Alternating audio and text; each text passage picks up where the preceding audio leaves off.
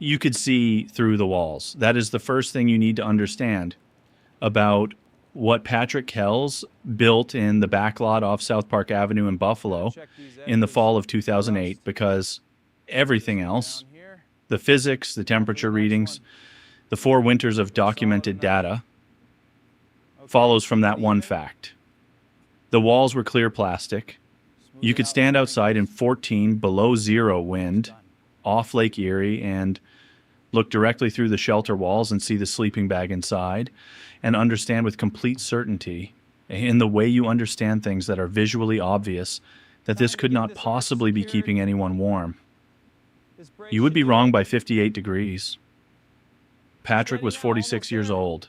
He had spent 16 years as a production technician at a commercial greenhouse operation outside Lockport, New York, one of the larger year-round vegetable growing facilities in western New York, covering 11 acres under plastic and glass, producing lettuce, herbs, and tomatoes 12 months a year in a climate that should not support any of them past October. His job was to keep things alive in conditions that wanted them dead. He understood the specific mechanisms by which thin plastic film, stretched over a metal frame, could maintain the interior of a growing structure at 68 degrees when the outside temperature was 11 degrees and falling. Not as a general principle, as a daily professional reality managed at scale, calibrated to the degree. He understood it the way you understand something you have staked 16 years of your working life on being right about. The greenhouse operation lost 3 of its 4 largest wholesale contracts in the summer of 2008 when 2 grocery chains renegotiated supplier agreements and a restaurant group closed 11 locations across western New York. The operation went from profitable to insolvent in about 4 months, which was fast enough that the timeline felt wrong even to people who watched it happen. Patrick received notice in September. He had savings that covered 2 months. He had a truck and his tools and the specific knowledge that 16 years in a commercial greenhouse produces, which is to say, he knew more about how heat moves through thin plastic than almost anyone in the country, and he spent October and November of 2008 in the encampment on the south end of Buffalo, discovering how far that knowledge could take him. The answer was further than anyone around him expected. He found the property through a man named Gerald, who managed the parking and maintenance of a church on South Park Avenue and who had grown up 2 streets over from Patrick's father in the Kaisertown neighborhood.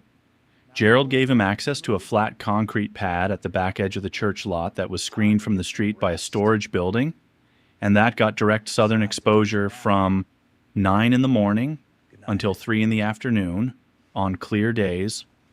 This last detail mattered more than everything else, and Patrick knew exactly why. Let me explain the physics here, because it is the reason a clear plastic wall works and why it does something that an opaque wall cannot.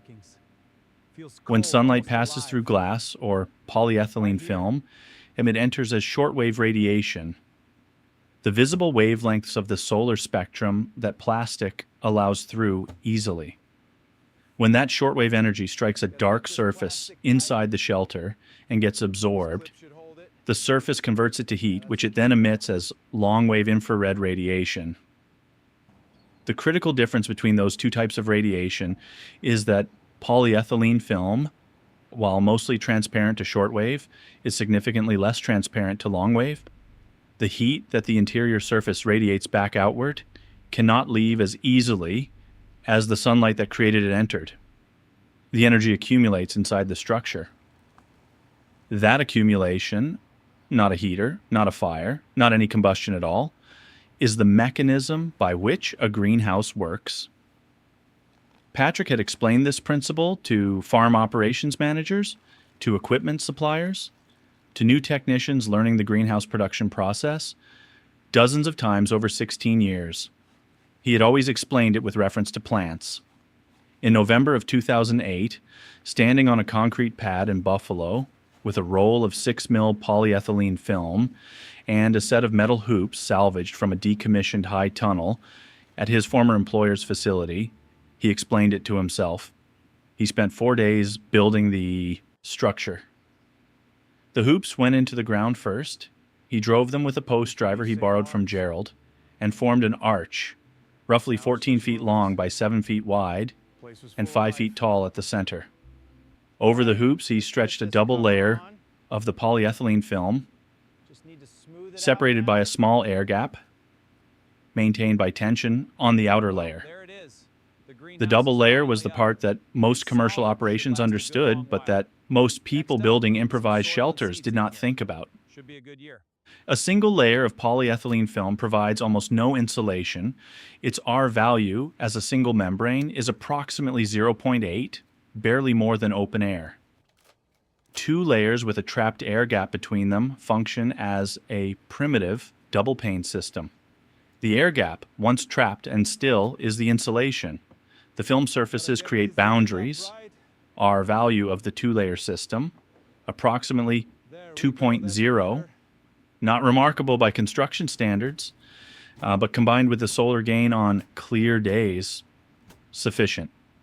The floor was black. Patrick had sourced a roll of black polyethylene ground cover from a farm supply store that was closing out its seasonal inventory, and he spread it across the entire interior floor surface of the tunnel, overlapping the edges and weighting them with stones at the perimeter. Black absorbs shortwave solar radiation that the clear film above it passes through. The darker the surface, the greater the solar absorption, the more heat stored in the thermal mass of whatever sits on it. In commercial greenhouse production, floor color is a managed variable.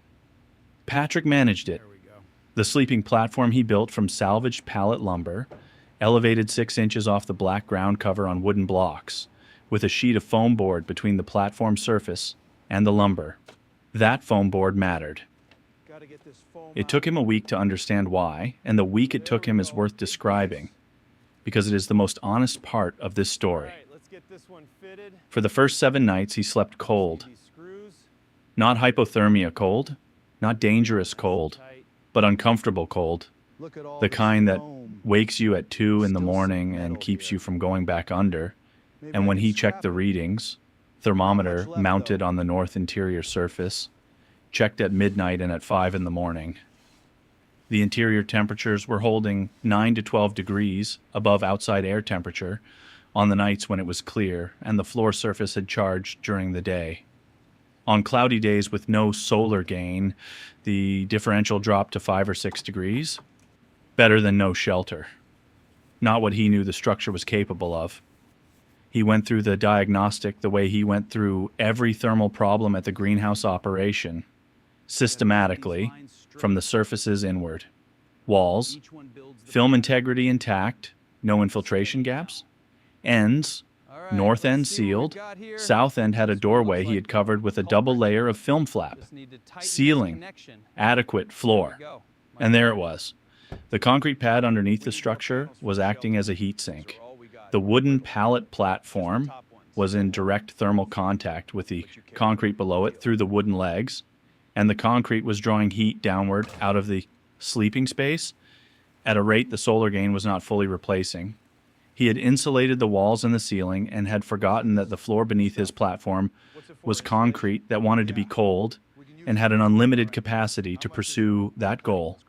He pulled the platform out on a Tuesday morning, cut pieces of foam board to fit between each pallet leg and the concrete below, reset the platform on foam isolators, and slept that night in a structure where no surface in his immediate sleeping zone was in direct thermal contact with the ground.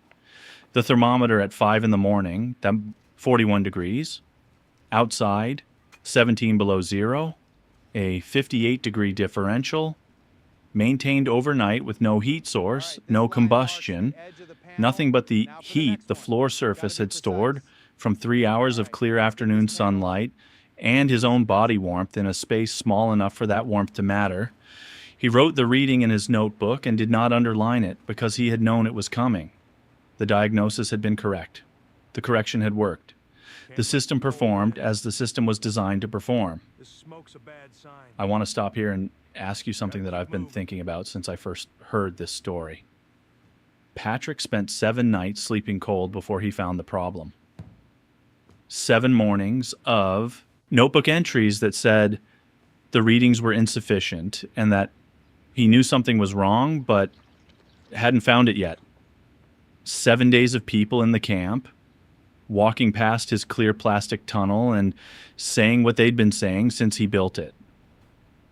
Clarence, who had been at the encampment for 3 winters and whose opinions about cold weather shelter were well established, said on the 4th day that Patrick was going to freeze himself to death inside a sandwich bag.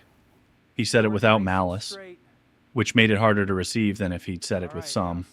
A man named Perry, who had worked 15 years in commercial construction, said he'd never seen clear plastic hold heat and didn't see why it would start now. A woman named Rosaria, who had arrived at the camp 2 weeks before Patrick, and who had a tent that was working adequately, said she'd tried something like this once and given up after a week because the condensation made everything wet. Patrick heard all of it and kept working through the diagnostic, not because he was dismissing what they said. Rosaria's condensation point was legitimate and he had a specific protocol for managing it, but because the data he was collecting was the only argument he intended to make. On the morning of the 8th day, with the corrected readings in his notebook, he had the argument. He did not go looking for Clarence or Perry or Rosaria to show them. He went to the library, returned 2 books, and checked out 2 more, came back in the afternoon when the sun was still on the south face of the tunnel, and sat inside, reading while the floor surface stored the afternoon's heat for the night ahead. Clarence came to him. He stood outside the tunnel and looked at the thermometer Patrick had mounted where it was visible from the exterior and asked what the reading was. Patrick said 47 degrees. Outside it was 12. Clarence stood there for a moment doing the arithmetic. Then he asked if he could look at how the floor was set up. Patrick showed him. Clarence looked at the foam isolators under the platform legs for a while without saying anything. Then he said he had a piece of foam board in his setup that he hadn't known what to do with. Patrick said he could show him where to put it. He showed Clarence that afternoon. The following morning, Clarence's numbers were better by 9 degrees. The January cold snap that year was the worst Buffalo had recorded since 1994. 3 consecutive nights below zero, the 3rd night dropping to 14 below with a wind off the lake that the Weather Service clocked at 22 miles per hour. The kind of weather that appears in the historical record as a footnote about burst pipes and power outages and school closures, the kind that passes through a city quickly enough that most people's primary memory of it is the heating bill. Patrick's primary memory of it is in the notebook. On the night of the 3rd day, the coldest night, he ran a single candle lantern inside the tunnel for 90 minutes, beginning at 9 in the evening. The same supplemental heat source, scaled to the same interior volume that appears in every story from this channel, where body heat alone reaches its limits. The interior temperature at 11 reached 52 degrees. He turned the lantern off. At 5 in the morning, it read 40 degrees. Outside, minus 14, 54 degrees of separation at the coldest point of the coldest night, maintained by clear plastic film, a trapped air gap, a black floor surface, a foam isolated sleeping platform, and 90 minutes of candlelight 3 hours before dawn. He wrote the numbers the same way he wrote every number. Thermometer, time, interior, exterior, gap. Then the date, then the condition. Cloudless, wind 22 miles per hour from northwest. Candle 90 minutes. Lamp off 2300. Then he went back to sleep. The other thing that happened in January, which Patrick considered separately from the temperature data because it belonged to a different column in his thinking, was that Rosaria asked him to help her address the condensation problem she had mentioned. He spent one afternoon with her explaining and then demonstrating the 2-layer film technique and the importance of the vapor management gap. Her setup was different from his, a different geometry, a different base surface, different exposure, but the principles were the same, and he explained them the same way he had explained greenhouse thermal management to new technicians for 16 years, starting with the mechanism, then the application, then the measurement. Her numbers improved. She kept her own notebook after that. He had suggested it. He spent 4 winters in variations of that structure, always on a surface with adequate southern exposure, always with a double-layer film, always with the dark floor and the isolated sleeping platform. The second winter, he improved the door seal, a lesson from the condensation work he had done with Rosaria, applied to the one surface in the original structure where he had been less precise than the rest. The third winter, he added a secondary thermal mass to the interior, a series of dark plastic water containers that charged more slowly than the floor surface, but retained heat longer, extending the overnight temperature baseline through cloudy, multi-day stretches when no solar gain was available. The fourth winter, his data showed interior temperatures consistently 15 degrees warmer overnight than the third winter's equivalent conditions. 4 years of iteration, 4 notebooks, the kind of improvement that only accumulates when someone treats the problem as a technical problem rather than a survival situation, which is to say, when someone treats it the way they would treat any professional challenge they had the background to solve. A greenhouse production consultant named Sandra Osei, who worked with agricultural extension programs in Western New York, heard about Patrick through the social service network that connected the encampment to various support resources. She visited in February of the third winter, spent 2 hours in the tunnel with him, looking at his notebooks, and asked if he had ever considered writing up the thermal management principles in a form that could be distributed to people in similar situations. He had already begun doing that. 4 pages, formatted as a technical brief, covering the physics of polyethylene film thermal behavior, the double-layer air gap system, floor thermal management, and condensation control. He had distributed it to 6 people in the encampment by the time Sandra arrived. Sandra connected him with a commercial greenhouse operation outside Rochester that had been struggling to hire experienced technicians. He interviewed in March and was hired the following week. He drove to Rochester in the same truck he had been living out of for portions of the 4 winters, yet with his tools and his notebooks, and started work on a Monday. The tunnel he left behind was taken over by a man named Gerald, not the same Gerald who managed the church property, a different Gerald entirely, who maintained it through 1 additional winter using the technical brief Patrick had written, with modifications he made himself and documented in his own notebook. Here's what I keep returning to about this story. A greenhouse does not generate warmth. It creates the conditions for warmth that already exist to remain where it is needed. The sun provides the energy. The plastic provides the boundary.